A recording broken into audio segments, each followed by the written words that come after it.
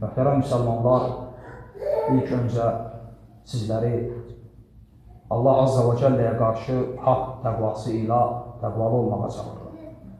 Çünki bu uca Allahın öz kitabında bir çox yerdə qeyd etdiyi qullarına əmr edir. Ya eyyuhəl-ləzīnə əmənuttəqullah, ya eyyuhəl-ləzīnə əmənuttəqullah. İman edənlər Allaha qarşı təqvalı olun. Yəni Allahın əmrlərini yerinə yetirib, qadağan etdiyi şeylərdən çəkinin, Allahın hədlərini qoruyun.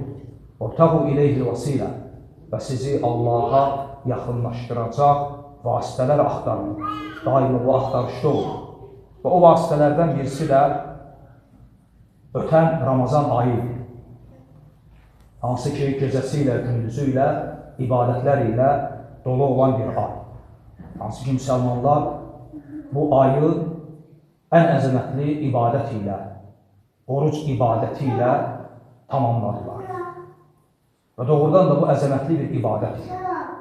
Hansı ki, Peyğəmbər sallallahu aleyhi və səlləm Rəbbindən rəvayət edərək deyərdi ki, Kullu əməl ibnə Ədəmələ illə siyam, fə innəhu li və ənə əzzi bihi. Adəm övladının bütün əməlləri onun özünə məxsusdur, yalnız oruçdan başqa o mənə aiddir və onun mükafatını mən verəcəm. Alimlər bu hədisin şərhi ilə əlaqəli deyirlər ki, oruc ibadəti yeganə ibadətdir ki, bu ibadətdə müşriklər, şirk əhli, tövhid əhlinə şərik olmuyor. Yəni Allah Azza və Cəlləyə bu ibadət ilə heç vaxt şərik qoşulmuyor. Nə bu ümmətlər, nə də ki, bizdən əvvəlki Peyğəmbərlərin ümmətlərində. İnsanlar Allahdan qeyrisinə namaz qılırlar, Allahdan qeyrisinə səcdə edirlər, Allahdan qeyrisinə rükû edirlər, Allahdan qeyrisinə nəzir verirlər, and içirlər, qurban kesirlər və s. ibadətləri Allahdan qeyrisinə yönəldirlər, yalnız oruc ibadətindən başqa. Hələ indiyənəcən bəşər övladı Allahdan qeyrisi üçün oruc tutmur. Və Allah Azza və Cəllə də hədis-i qudusda buyurur ki, فَإِنَّهُ لِي Bu ibadət mənə məxsusdur və ənə əczi bihi və onun mükafatını mən verəcəm. Bax, bu cür əzəmətli ibadət ilə dolu bir aydır. Və həmçinin bu ayın gecələri, qiyam-ül leyl, hər bir müminin şərəfi olan əməldir. Peyğəmbər sallallahu aleyhi və səlləm Mədinəyə hicrət edərkən Mədinə əhlinə ən birinci tövsiyəsi onlara dedi ki, sizdən qabaqki salih kişilərin adətidir. İnsanlar yatanda gecə namazına qalxmaq. Mədinə əhlinə Peyğəmbər sallallahu aleyhi və səlləmin ilk vəsiyyəti olur. Hətta Həsən Əl-Basri rahiməhullahdan soruşurlar ki, bu gecə ibadətinə qalxanların o üzündə biz nur görürük. Bunun səbəbi nədir? Həsən rahiməhullah deyir ki, çünki onlar hər gecə insanlar yatdıqda onlar qalxırlar Allah üçün qiyamda, rukuda, səcdədə keçirirlər o gecələri və sanki onlar Allahın nuru ilə, Allahın camalı ilə üzbəüz qalırlar. Məlumdur ki, qibləyə yönələn, namaza duran Allahın üzü ilə üzbəüzdür və Allah öz nurundan onlara əta edir hər gecə. Və bu ay gecə namazları ilə bərəkətli bir aydır. Və həmçinin bu ayın bərəkətindən birisi də bu ayın Quran ayı olmasıdır. Ola bilsin başqa aylarda Qurandan uzaq düşən müsəlmanlar bu ayda Qurana daha çox yaxınlaşdılar. Çünki Quranın şəhr-i Ramazan Əlləzi unzilə fihil Quran, Quranın nazil olduğu aydır. Və Peyğəmbər sallallahu aleyhi və səlləm Cəbrail əleyhissalam ilə hər Ramazan ayında Quranı müdarəsə edərdilər. Və bu əzəmətli ibadət. Peyğəmbər sallallahu aleyhi və səlləm buyurur ki, xayrukum mən təalləməl Qur'anə və alləmə. Sizlərin ən xeyirliniz Qur'anı öyrənən və onu öyrətən. Bu hədisi Allah Rasulundan rəvat edən sahabə Osman radiyallahu anh. Və bu hədisi Osmandan rəvayət edən tabiin Abdurrahman Əs-Süləm. Və bu sənəd ki var, bu hədisin sənədi, bu həm də bizim bugün yeryüzündə olan əksər müsəlmanların oxuduqları Quran qirayəti ki var, Asim qirayəti, o qirayətin sənədidir. Şöbənin, Hafsın Asimdən, onların Asimin Zir ibn Hüveyşdən, onun Abdurrahman Əs-Sülemidən, onun Osmandan, Əlidən Zeyddən, İbn Məsuddan və Ubey ibn Kəbdən, onların Allah Rasulundan, onun Cəbrailin da Rəbbindən rəvayət edir. Və bu hədisi Osmandan rəvayət edən həmin Abdurrahman Əs-Süləmi rahiməhullah deyir ki, bu hədis, hansı hədis? Xayrukum mən təalləməl Qur'anə və alləmə. Sizlərin ən xeyirliniz, ən üstün olanınız Qur'anı öyrənən və onu öyrətəndir. Abdurrahman Əs-Süləmə deyir ki, bu hədisi ki, Osmandan eşitdim, Hədəl hədis əcləsəni 40 sənə fi məscid-i Kufə. Bu hədis məni 40 il Küfə məscidində otusturdu. Bu hədisi eşidəndən sonra Abdurrahman Əs-Süləmi bütün ömrünü, həyatını Allahın kitabını təlimə və tədrisə həsr edir. Görün, sələflər eşitdikləri hədislərlə necə əməl edirdilər. Və bu ay, yəni həmçinin Qur'an ayı və həmçinin bu ay cəmaat ayı. Müsəlmanlara bir cəmaat olmağı, cəmaatla bir yerdə olmağı öyrədən ay. İstər sahur süfrələrində, iftar süfrələrində, təravih namazlarında, ola bilsin, elə müsəlmanlar var idi içimizdə, məscidə yolu həftədə bir dəfə düşürdü, cümədən cüməyə. Ramazanda hər gün məscidə gedərək. Peyğəmbər sallallahu aleyhi və sələm buyurur ki, Əl-cəmaət rəhmə, cəmaat rəhmətdir. Allahın əli cəmaatın üzərindədir. Və həmçinin bu ay bizə kərəm sahibi olmağı, əli açıq olmağı, cömərd olmağı öyrədən bir ay ki, Peyğəmbər sallallahu aleyhi və səlləm də verir. İbn Abbas deyir ki, Allah Rasulü insanların ən cömərti idi, lakin Ramazan ayında daha çox cömərd oldu. Və həmçinin bu ay nəfslərimizin tərbiyəsi üçün əzəmətli bir aydır. Çünki bu ay elə bir ay idi ki, insan, müsəlman bu ayda Allah üçün halal olandan keçməyi öyrəndi və o öz nəfsinə başa saldı ki, bu mümkündür. Bu mümkündür. İnsan istəsə Allahın müvəffəqiyyəti ilə hətta halal olandan, mübah olandan Allah üçün keçə bilər, nəfsini bu cür tərbiyə edə bilər. Əgər bu halala nisbətdə belədirsə, harama nisbətdə necə? Və həmçinin bu ay bizə əzalarımızı, qulağımızı, gözümüzü və xüsusən də dilimizi haramlardan qorumağı öyrədən bir ay. Və bu ay gəlib keçdi. Peyğəmbər sallallahu aleyhi və səlləm buyurur ki, Cəbrail dedi ki, kim Ramazana yetişər və bu aydan bağışlanmadan çıxarsa, onun burnu yerinə sürülsün. Yəni, Ramazan ayı insanın günahlarının əffi üçün bu cür əzəmətli bir fürsətdir.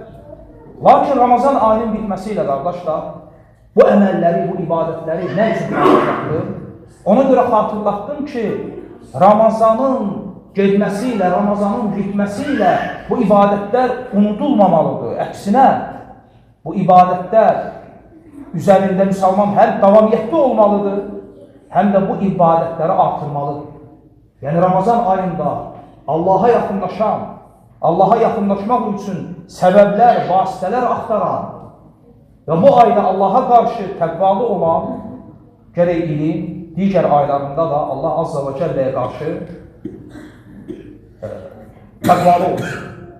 Və aqulu qavli hədə və əstəğfirullaha li və ləkum fəstəğfiruh innəhu huvəl ğafurur rahim. Bismillah və elhamdülillah və salatu və selamu alə Rasulillah əmmə ba'd. Möhtərəm müsəlmanlar, bugün Şəvval ayının birinci günü müsəlmanların iki bayramından birisi olan Eydül Fitr, yəni Ramazan bayramıdır. Və bu gün müsəlmanların sevinç günüdür. Lakin müsəlmanlar Ramazan ayı bitdiyinə görə sevinmir. Və bu bəzi müsəlmanlarda olan səhv fikirdir. Onlar Ramazan bitdiyinə görə sevinirlər. Bu xətadır. Müsəlman Ramazan bitdiyinə görə sevinə bilməz. Əksinə müsəlman təmənni edir ki, elə hər ay Ramazan ayı kimi keçsin. Hər gecəsi, Qədr gecəsi kimi olsun.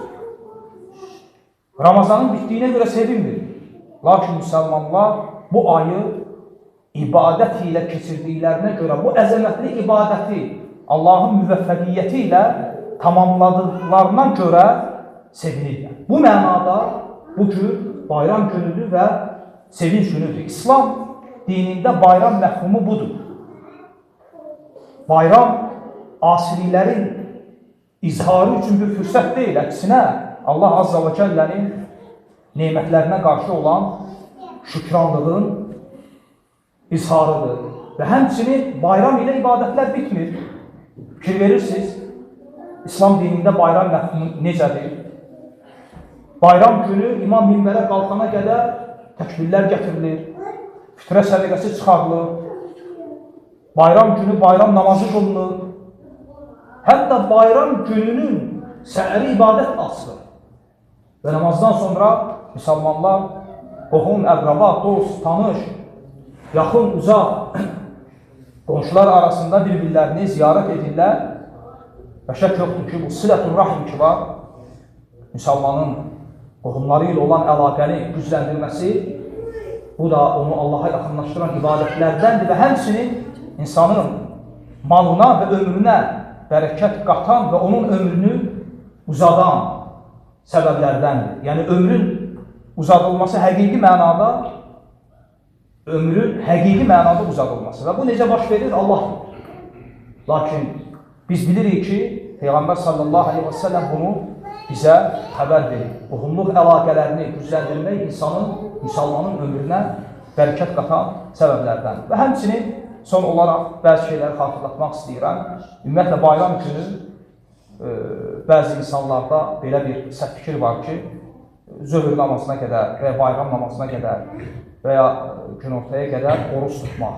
Bu yanlışdır, bu xurafatdır, bu bidətdir.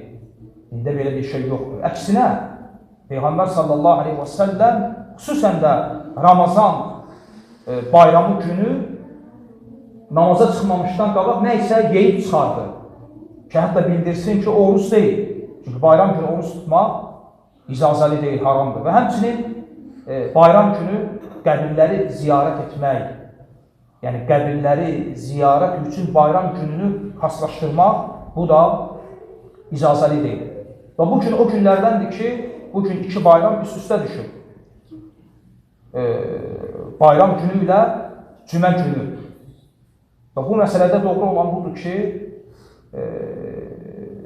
belə olanda bayram namazını qılan üçün cümə namazı ixtiyarı olur. Cümə namazını qılmaya bilər. Doğru olan budur. Çünki bayram gününün, yəni cümə gününə düşməsi həm Peyğəmbər sallallahu aleyhi və səlləmin zamanında olur, həm də sahabələrin zamanında olur. Və onlar belə edirlər. Muaviyyə radiyallahu anhu, Zeyd ibn Ərqam radiyallahu anhudan soruşur ki, sən Peyğəmbər sallallahu aleyhi və səlləmin zamanında oldu mu ki, bayram günü cümə gününə düşsün? Zeyd deyir ki, bəli. Deyir, Allah Rasulü necə elədi? Deyir ki, Allah Rasulü bayram namazını qıldı və cümə namazı üçün rüxsət elədi. Dedi ki, istəyən cümə namazını qılsın, istəməyən də qılmasın. Həmçinin Ata ibn Əbi Rabah rahiməhullah deyir ki, Abdullah ibn Zübeyrin xilafəti vaxtında Məkkədə Abdullah ibn Zübeyr bayram namazını qıldırdı və ondan sonra bir də cəmaata namaza əsr namazında çıxdı. Bu və digər dəlillərə əsasən, yəni bugün cümə namazı, bayram namazını qılanlar üçün bir rüxsətdir. Və mən də sizin hamınızı bugün münasibəti ilə təbrik edirəm və dua edirəm ki, Uca Allah bu günümüzü bizim günahlarımızın əfvi üçün və dərəcələrimizin yüksəlməsi üçün bir səbəb etsin və bu günümüz xeyirli, bərəkətli olsun. Barakallahu fikum və sallallahu ala Muhammed və ala alihi və sahbihi və səlləm.